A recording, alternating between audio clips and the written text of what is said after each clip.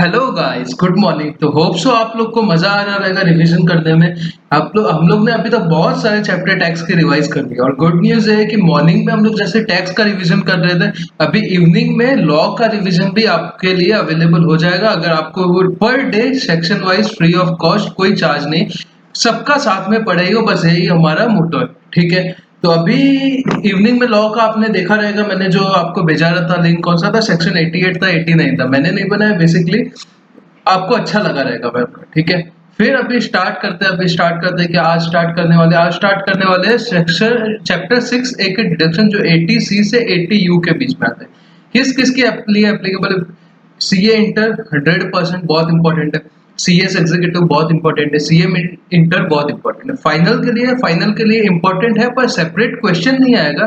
कोई बड़े क्वेश्चन के बीच में कुछ एडजस्टमेंट आ जाएगा तो आप सॉल्व नहीं कर पा रहे, देखो क्वेश्चन सॉल्व करना। आप बेसिक इंटर वालों तो भाई तुम करना ही, तुम्हारे लिए कोई ऑप्शन नहीं है। फाइनल वालों के पास अगर नहीं है तो ये रिवीजन लेक्चर या जो भी आपने कोई प्रोफेसर से क्लास लिया था वो वहां से आप रिवाइज तो एटलीस्ट ऊपर रिवीजन तो कर ही लेना, क्योंकि इतना सारा फाइनल में पोर्शन है कि टाइम नहीं मिल पाता इस सेक्शन के लिए। पर अभी तो लॉकडाउन है तो आप कर सकते हैं। छोड़ो, टाइम वेस्ट नहीं करते, स्टार्ट करते हैं डिडक्शन इन द चैप्टर 6 से।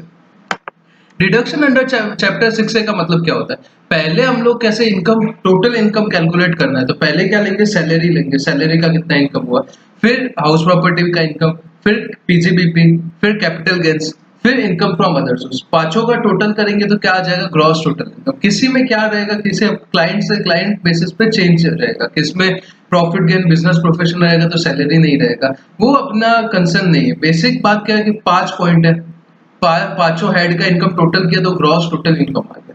इसमें से जो आज मैं सिखा रहा हूँ डिडक्शन अंडर चैप्टर 6 ए, चैप्टर 6 ए वाले जो डिडक्शन है इसमें से लेस हो जाएंगे। लेस हो जाएंगे का मतलब क्या है? लेस हो जाएंगे तो अपना टोटल इनकम कम हो जाएगा। जो ग्रॉस टोटल इनकम में से डिडक्शन लेस होंगे तो नेट टोटल इनकम आ जाएगा। अगर इनकम कम होगा तो उसके ऊपर टैक्स भी कम लगेगा। टैक्स कम लगेगा तो गवर्नमेंट का नुकसान है, पर अपना फायदा। अपना फायदा है तो गवर्नमेंट का नुकसान है, क्योंकि उसको टैक्स कम मिल रहा है। तो गवर्नमेंट ऐसा फ्री में तो डिडक्शन नहीं बांटेगा। कोई भी डिडक्शन देगा उसके पीछे बहुत सारा लॉजिक रहेगा। उनको दूसरे साइड से कोई इनकम आएगी। जैसे अगर एलआईसी में आप पैसा डालते हो तो डिडक्शन मिलता है, भले टैक्स नहीं मिल रहा तो क्या हुआ, एलआईसी गवर्नमेंट का कंपनी, उसको पैसा मिल रहा है। समझ रहे हो? जैसे मेडिक्लेम हो गया, अलग अलग डोनेशन कर रहे हो गवर्नमेंट को तो आपको मिलेगा डिडक्शन। तो डिडक्शन के साथ कुछ ना कुछ कंडीशंस होंगे, ये आप समझ लो। ठीक है, फिर उसके एनटीए आ जाएगा, उसके ऊपर टैक्स कैलकुलेट होगा। टैक्स रेट वाला मैंने वीडियो डाल दिया, आप चेकआउट कर देना। फिर आ जाता है next, from section 80 to 80 C to 80 U, जो डिडक्शन अंडर चैप्टर 6 ए है, उसके रिलेटेड 2-3 पॉइंट है, वो पहले डिस्कस कर देते हैं। जो जीटीआई मैंने बताया, यहाँ पे समझो जीटीआई या 10 लाख रुपए और डिडक्शन आपका 12 लाख हो रहा है, तो कभी भी 12 लाख रिड्यूस नहीं होगा। ज्यादा से ज्यादा मैक्सिमम कितना रिड्यूस होगा? मैक्सिमम सिर्फ 10 लाख रुपीज रिड्यूस होगा। मतलब जो एनटीआई है, या तो पॉजिटिव रहेगा या नील रहेगा, कभी भी नेगेटिव नहीं जा सकता। कभी भी क्या नहीं जा सकता? नेगेटिव नहीं जा सकता। पॉइंट, पहला पॉइंट। दूसरा पॉइंट, जो 80 सी से लेके 80 यू वाले डिडक्शन है, 80 सी से लेके 80 यू वाले डिडक्शन है, ये कुछ इनकम्स के ऊपर, कुछ इनकम्स के लिए ऊपर एप्लीकेबल नहीं होंगे। कौन सी इनकम? पहली इनकम है एलटीसीजी 112 है, इसका वीडियो डाला हुआ है। 112 है क्या? कैपिटल गेन होता है, अगर लॉन्ग टर्म कैपिटल गेन होता है इक्विटी शेयर पे, इक्विटी ओरिएंटेड यूनिट पे, यूनिट ऑफ बिजनेस शेयर्स पे, इन एक्सेस ऑफ 1 लाख 10% का टैक्स रेट है। वो पूरा वीडियो डाला, बहुत अच्छे से एक्सप्लेन किया, देख लेना। फिर एसटीसीजी 111 है, कौन सा? 15% वाला। फिर विनिंग्स कौन सा? लॉटरी का विनिंग, वो सब था 30%। टीडीएस का सेक्शन हम लोग ने किया था, कौन सा? 194 बीबी वगैरह आपने किया रहेगा। ठीक है, फिर चौथा पार्ट कौन सा? इनकम ऑफ नॉन रेजिडेंट का इनकम, सिर्फ नॉन रेजिडेंट का इनकम स्पेसिफाइड अंडर सेक्शन 115। अगर फाइनल वाले हो तो आपको पता रहेगा 115 क्या है। इंटरेस्ट, रॉयल्टी, एफटीएस वगैरह के रिलेटेड कुछ स्पेशल टैक्स रेट दिया है। 115 एबी, एसी, एसी क्या? जीडीआर वगैरह, एबी क्या? ओएफओ वगैरह। आपको फाइनल वाले हो तो पता रहेगा, आईपीसीसी वगैरह ध्यान मत देना। ये 4 इनकम बस इतना याद रखना कि एमसीक्यू वगैरह पूछ ले, ये 4 इनकम के ऊपर 80 मतलब सिर्फ यही इनकम है, तो इस पे 80 से लेके 80 यू का डिडक्शन अलाउड नहीं होगा। 2 पॉइंट देखे, कौन सा? जीटीआई, जीटीआई से डिडक्शन लेस करेंगे तो जो एनटीआई है या तो पॉजिटिव रहेगा या नील रहेगा, कभी नेगेटिव नहीं होगा। और ये 4 केस में 112 है, 111 है, विनिंग और नॉन रेजिडेंट का वन वो वाला इनकम, स्पेशल इनकम, उसके ऊपर अपने को डिडक्शन नहीं मिलेगा। ये तो बेसिक देख लिया। अभी आते हैं सेक्शन 80C के ऊपर। 80C इंपॉर्टेंट आईपीसीसी वगैरह वालों के लिए। अगर आप, हाँ तो अभी आते हैं सेक्शन 80C के ऊपर। पहला section deduction under chapter 6A का। अगर आप ऑफिस वगैरह में देखोगे तो सबसे इंपॉर्टेंट सेक्शन यही होता है, क्योंकि सबसे ज्यादा लोग इन्वेस्ट इसमें, बहुत सारे बेसिकली लोग इन्वेस्ट करते हैं। एग्जाम पॉइंट ऑफ व्यू भी कुछ पॉइंट एलआईसी का पॉइंट हो गया, कुछ पॉइंट इसमें काफी इंपॉर्टेंट है, वो हम लोग देखेंगे। 15 पॉइंट याद रखना। 15 चीजों में अगर आप इन्वेस्टमेंट कर रहे हो, क्या मैं बोला, 15 चीजों में अगर आप इन्वेस्टमेंट कर रहे हो, 15 चीजों में आप इन्वेस्टमेंट कर रहे हो, तो आपको 80C के अंडर डिडक्शन मिलेगा। पांच पांच पांच मैंने कॉलम डिवाइड कर दिए। इसी सीक्वेंस में याद रखोगे तो याद रखने में आसानी होगी। आपने पहले किया, अगर याद है तो कुछ छेड़छाड़ मत करो, अगर नहीं किया है तो बात कर लो। किसको 80C में डिडक्शन मिलेगा? या तो इंडिविजुअल को मिलेगा या एचयूएफ को मिलेगा। इंडिविजुअल या एचयूएफ, इंडिविजुअल या एचयूएफ जो इन्वेस्ट करता है ये 15 चीज में, रेजिडेंट या नॉन रेजिडेंट फर्क नहीं पड़ता, दोनों को मिलेगा। इंडिविजुअल को मिलेगा, एचयूएफ को मिलेगा। किसकी बात कर रहे हैं? या तो इंडिविजुअल या एचयूएफ। बड़े लोगों को कंपनी क्या एलआईसी में इन्वेस्ट करेगी ना, या तो इंडिविजुअल या एचयूएफ। ठीक है डन। पहले 5 पॉइंट। एलआईसी, एलआईसी में अगर इन्वेस्टमेंट करोगे डिडक्शन मिलेगा। पीपीएफ, पब्लिक प्रोविडेंट फंड में इन्वेस्टमेंट करोगे डिडक्शन मिलेगा।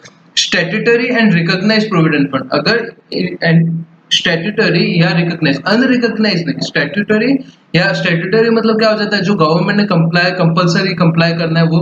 रिकॉग्नाइज जो है वो जो पीएफ है उसमें एम्प्लॉय कंट्रीब्यूशन करता है तो उसका डिडक्शन मिल जाएगा। फिर क्या है, फोर्थ वाला टैक्स सेविंग एफडी। वो नॉर्मल, एक तो नॉर्मल एफडी होती है, दूसरी एफडी होती है जो टैक्स सेविंग होती है। मतलब 5 साल से ज्यादा पीरियड के लिए अगर एफडी कराते हैं और उसमें कुछ फॉर्म वगैरह में होता रहेगा कि टैक्स सेविंग एफडी कराते हैं, तो उसमें जो इन्वेस्टमेंट करते हैं उसका 80C में डिडक्शन मिलता है। और पांचवा क्या, स्टैम्प ड्यूटी या रजिस्ट्रेशन फीस। जब भी हम लोग घर लेते हैं, अपना कुछ फ्लैट फ्लैट लिया समझो, तो उसके लिए जो स्टैम्प ड्यूटी फीस वगैरह पे करते थे उसका डिडक्शन भी 80C में मिलेगा। 5 पॉइंट साथ में बोलो, एलआईसी, पीपीएफ, पीपीएफ का ही भाई पीएफ है। कौन सा पीएफ? स्टैट्यूटरी या रिकॉग्नाइज, 3 हो गया। चौथा टैक्स सेविंग एफडी हो गया। पांचवा स्टैम्प ड्यूटी फीस हो गया घर के रिलेटेड। ठीक है, अभी एलआईसी और पीपीएफ के लिए कुछ स्पेशल नोट है, वो लास्ट में देखेंगे, क्योंकि उसी पे क्वेश्चन बनने के सबसे ज्यादा चांस है। ठीक है, फिर नेक्स्ट 5 पॉइंट क्या आ जाते हैं? पहला आ जाता है national saving certificate. National saving certificate वो तो आप कंट्रीब्यूट करोगे एनएससी में, वो तो आपको इंटरेस्ट मिलेगा ही मिलेगा। उसके साथ जो आप उसका इंटरेस्ट भी आ रहा है वो भी डिडक्शन मिल जाता है। फिर नाबार्ड के बॉन्ड। नाबार्ड क्या होता है? नेशनल एग्रीकल्चर को, अभी मेरे को एक्चुअली फुल फॉर्म याद नहीं है। नाबार्ड का अगर बॉन्ड मैं आपको कमेंट में डाल के दे दूंगा, नाबार्ड के बॉन्ड। फिर ट्यूशन फीस। ट्यूशन फीस अगर आप अपने चाइल्ड की अपनी ट्यूशन फीस भर रहे हो, मतलब कोई कॉलेज वगैरह में, ट्यूशन फीस का इंपॉर्टेंस क्या है? ट्यूशन फीस में सिर्फ ये वाली कंडीशन याद रखनी कि जो सिर्फ ट्यूशन फीस वाला पोर्शन होता है, जो ट्यूशन मतलब अगर कोई कॉलेज की, यूनिवर्सिटी का या कोई भी स्कूल का बिल है, उसमें ऐसा दिए कि हॉस्टल फीस इतना है, कंप्यूटर क्लास का फीस इतना है, स्पोर्ट्स का इतना है, मतलब अलग अलग बाइफोकेशन किया, पर सिर्फ ट्यूशन का, यूनिफॉर्म का कितना है, वो सब काउंट नहीं करना है, सिर्फ ट्यूशन फीस अलाउड है। फिर senior citizen saving scheme. Senior citizen को सेविंग के लिए अपना स्कीम में अपना पैसा डाल दे तो वो अलाउड है। फिर यूनिट लिंक इंश्योरेंस प्रीमियम वाला अलाउड है। 5 मतलब ये सब में इन्वेस्ट करोगे तो 80C में डिडक्शन मिलेगा। नेक्स्ट 5 पॉइंट क्या हो गए? एनएससी और उसका इंटरेस्ट, नाबार्ड के bond, tuition fees, senior citizen saving scheme और यूलिप। फिर नेक्स्ट 5 में से पांचवा पॉइंट आप देखोगे तो मैंने नहीं लिखा, उसका रीजन क्या है? वो अमेंडमेंट है। वो क्या है? अमेंडमेंट है। मैं जानबूझ के नहीं लिखा, उसका मैं एमसीक्यू में पोल डालूंगा, आप खुद भी ट्राई करो यार कुछ, कि अपने को पता चले कि क्या अमेंडमेंट आ रहा है क्या नहीं। बाद में तो मैं बता ही दूंगा अपने इंस्टाग्राम के स्टोरी पे, कोई इश्यू नहीं। जानबूझ के मैंने नहीं डाला कि आप सर्च करो। पहला कौन सा? Repayment of housing loan. अगर हाउसिंग लोन लिया है उसका रीपेमेंट कर दो, सिर्फ जब प्रिंसिपल कंपोनेंट है, मतलब समझो कि 1 लाख रुपए का आपने पूरे साल में ईएमआई भरा है, उसमें 50,000 प्रिंसिपल कंपोनेंट है और 50% इंटरेस्ट कंपोनेंट है। तो इंटरेस्ट कंपोनेंट का तो हाउस प्रॉपर्टी में इंटरेस्ट अलाउड होता है, आपको पता रहेगा, माइनस हो जाता है, रिड्यूस हो जाता है। पर जो प्रिंसिपल कंपोनेंट है, प्रिंसिपल कंपोनेंट का रिडक्शन यहाँ पे 80C में मिलेगा।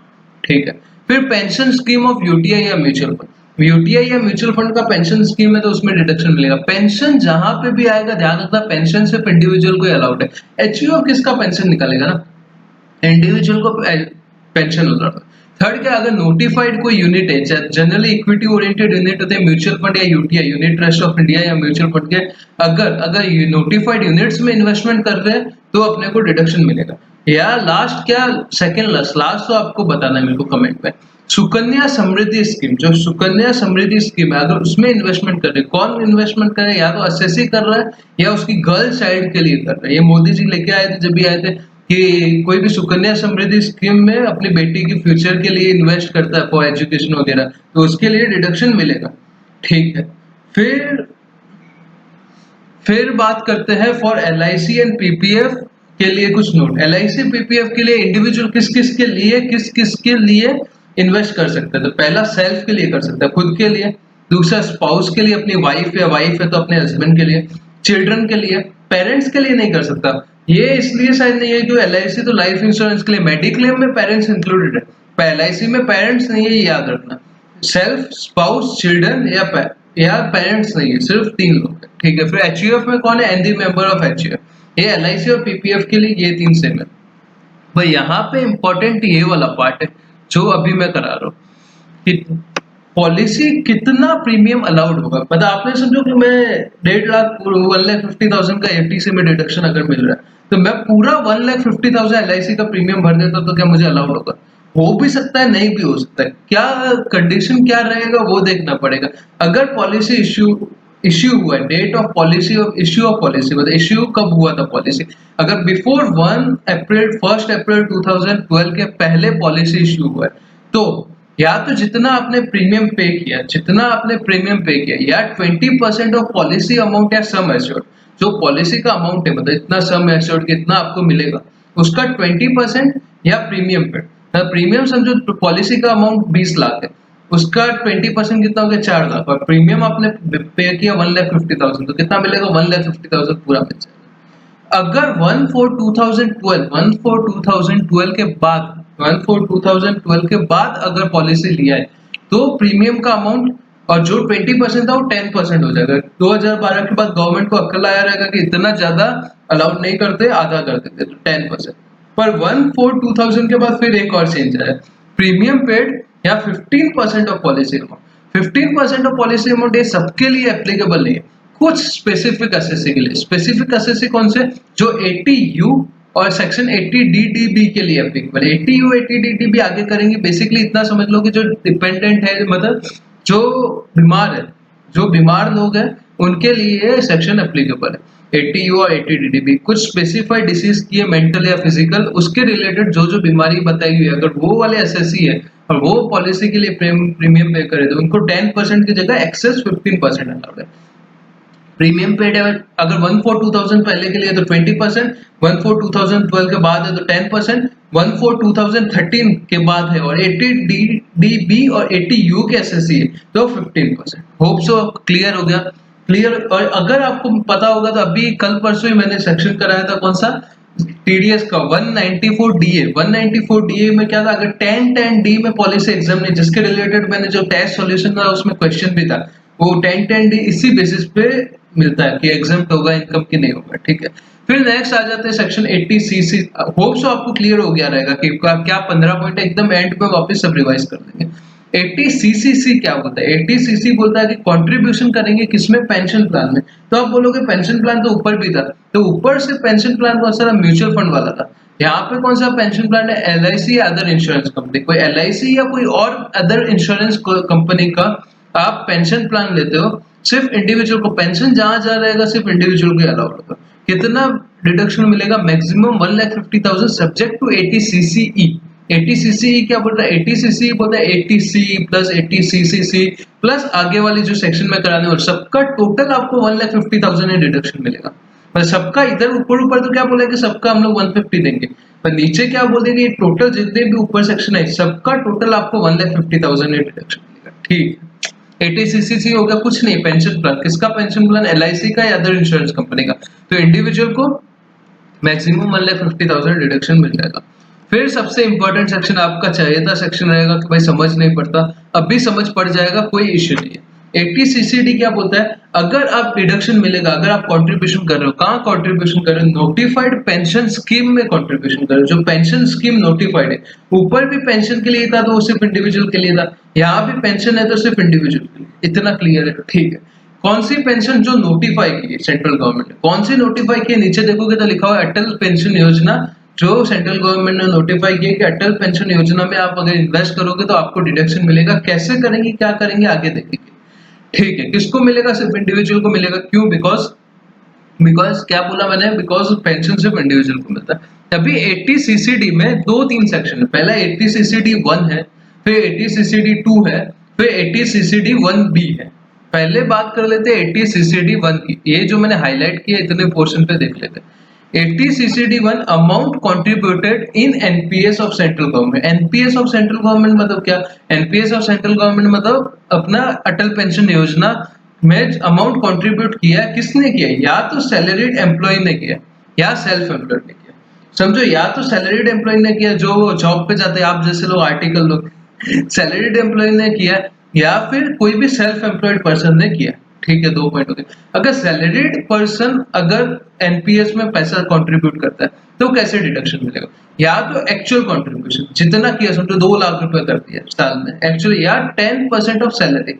20 लाख से 10 लाख सैलरी है तो 1 लाख रुपीज, 2 लाख या 1 lakh which ever is lower उतना डिडक्शन मिल जाएगा। तो कितना मिलेगा? 1 लाख मिलेगा।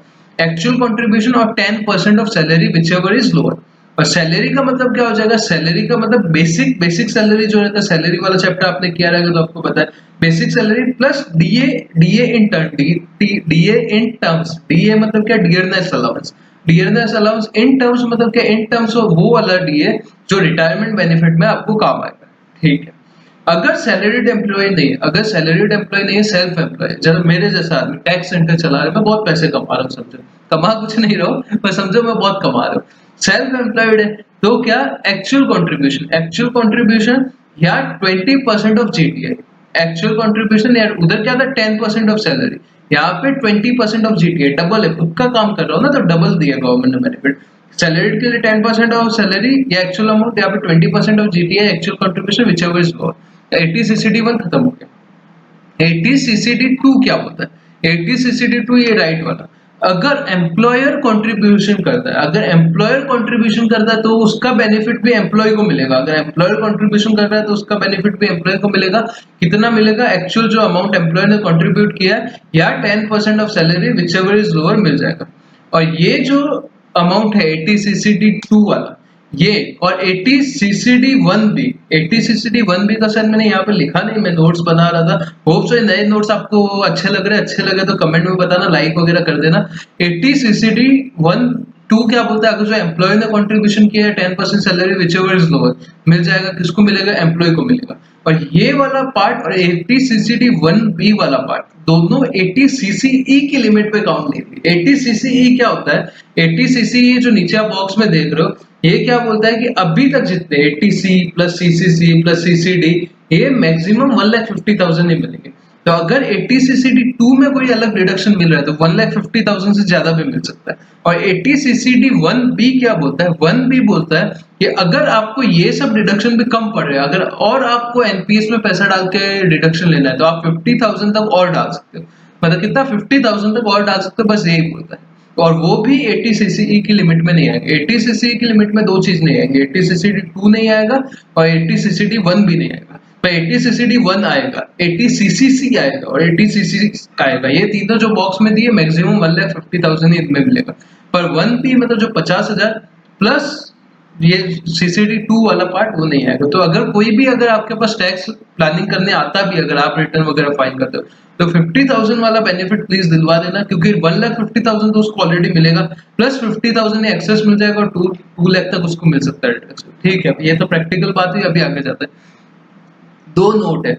अगर अमाउंट, अगर जब ये क्लोज हो जाता है एनपीएस का, जब उसको पैसा मिलेगा तो उसमें 60% एग्जेम्प्ट होगा, 40% टैक्सेबल होगा। अमेंडमेंट है, इससे एक साल पहले एग्जैक्ट उल्टा था। 40% क्या एग्जाम्प्ट होता था, 60% टैक्सेबल होता था। अभी 60% एग्जाम्प्ट है, 40% टैक्सेबल है। अगर पार्शियल विड्रॉल करता है, बीच में मेरे को पैसे की जरूरत पड़ गई, पैसा तो मेरा ही है, मैं पार्शियल विड्रॉ कर रहा हूँ, तो कितना? तो एग्जाम्प्ट होगा कितना? Up to 25% of the contribution. ठीक है, तो 80C वाले सीरीज पूरी हो गई। होप सो वो अच्छा लगा रहेगा, आपको समझ गया रहेगा। वापस एक बार क्विक रिवाइज करा दूंगा लास्ट में।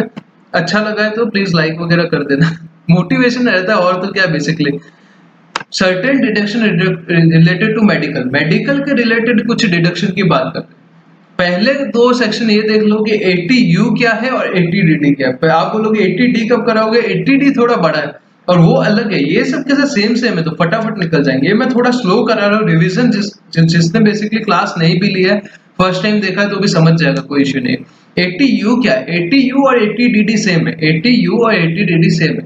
80U किसके लिए, 80U सेल्फ के लिए, मैं खुद के लिए खर्चा कर रहा हूँ। 80DD किसके लिए, अगर हैंडीकैप डिपेंडेंट रिलेटिव के लिए खर्चा करो, हैंडीकैप डिपेंडेंट रिलेटिव के लिए खर्चा कर रहे हो तो सेक्शन 80DD में आएगा, और खुद के लिए खर्चा कर रहा हूं तो 80U में आएगा। डिडक्शन मिलेगा किसको, रेजिडेंट इंडिविजुअल को 80U में, और 80DD में रेजिडेंट इंडिविजुअल और HUF। रीजन क्या है, उस यू में तो सेल्फ के लिए कर रहा हूँ ना, तो इंडिविजुअल को मिल रहा है। HUF अपने मेंबर का भी करा सकता है, HUF अपने मेंबर का भी करा सकता है, तो वो हिसाब से मिल जाएगा। ठीक है, फिर डिडक्शन फॉर एसएससी। एक सेकंड में वापस कंटिन्यू करता हूँ। हाँ तो सॉरी, एक्चुअली मेरे को कॉल आ गया था कुछ अर्जेंट, सो वापस स्टार्ट करते हैं। छोड़ो, certain deduction related to medical. दो डिडक्शन की बात की थी, सेक्शन 80C और 80DD। 80C किसके बाद, 80C क्या मैं बोल रहा हूँ, 80U और 80DD। 80U क्या बोल रहा था, 80U खुद के लिए डिडक्शन करना है, 80DD किसके लिए करना है, हैंडीकैप डिपेंडेंट रिलेटिव के लिए करना है। रिलेटिव के लिए करना है मतलब दूसरे आदमी के लिए भी करना है, तो उसमें इंडिविजुअल और HUF दोनों आएंगे, और 80U में कौन आएगा, सिर्फ सेल्फ के लिए डिडक्शन करना है। तो यहाँ पे नीचे देखो कि जो नोट की बात की, notes related to 80U and 80DD, इसमें पहले ही बात क्या किया कि अमाउंट ऑफ डिडक्शन। भाई डिडक्शन दे रहे हो, अगर डिडक्शन दे रहे हो तो कितना डिडक्शन दोगे, ये भी तो इंपॉर्टेंट है कि बता दो डिडक्शन कितना दोगे। तो पहला क्या, अगर नॉर्मल डिसेबिलिटी है, नॉर्मल डिसेबिलिटी पता है, इसमें जो जो बीमारी है वो नोटिफाई की हुई है। ठीक है, इसमें क्या, अगर मेंटल भी है एज वेल एज फिजिकल भी है, अगर डिसेबिलिटी 40% से लेके 80% है, ये अभी पता कैसे चलेगा 40% से 80% है, वो सर्टिफिकेट वगैरह जो डॉक्टर देगा उसमें लिखा रहेगा, तो आपको डिडक्शन मिलेगा 75,000 रुपीज। इसमें कुछ मैटर नहीं करता आपने कितना खर्चा किया, 2,000 खर्चा किया, 1 लाख खर्चा किया, कोई फर्क नहीं पड़ेगा, डिडक्शन फ्लैट रेट पे मिलेगा। अगर नॉर्मल, और ये दोनों के केस में, 80U के केस में भी है, 80DD के केस में भी है। अगर नॉर्मल डिसेबिलिटी है तो 75,000, सीवियर डिसेबिलिटी मतलब 80% से ज्यादा डिसेबिलिटी है तो आपको कितना, 1,25,000 रुपीज का डिडक्शन मिल जाएगा।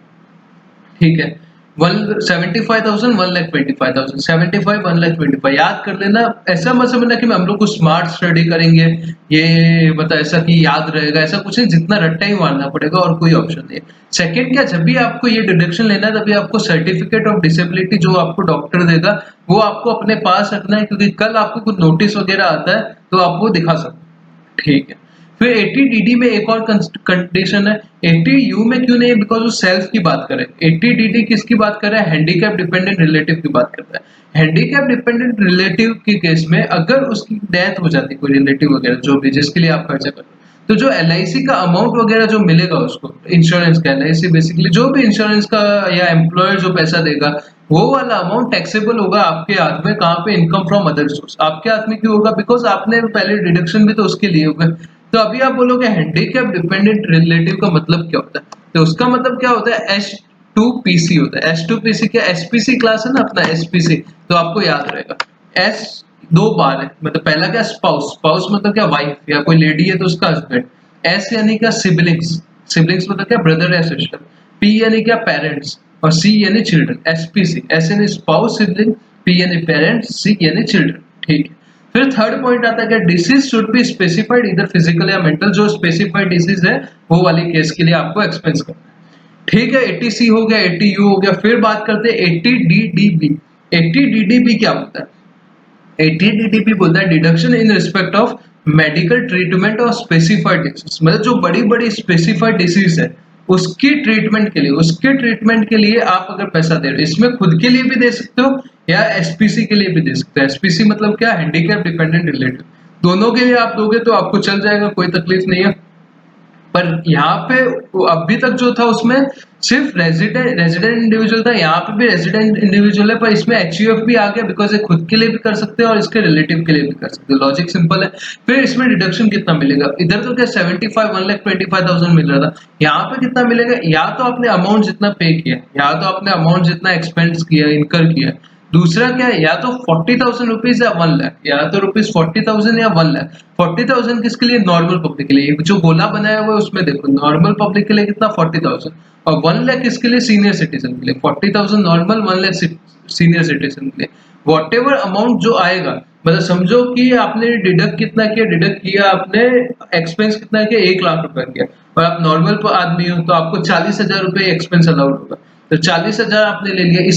इसमें से अगर आपको एम्प्लॉयर ने कुछ पैसा दिया है या इंश्योरेंस कंपनी से कुछ पैसा आया है तो वो रिड्यूस हो जाएगा, और उसके बाद जितना अमाउंट बचेगा वो आपको डिडक्शन के लिए मिलेगा।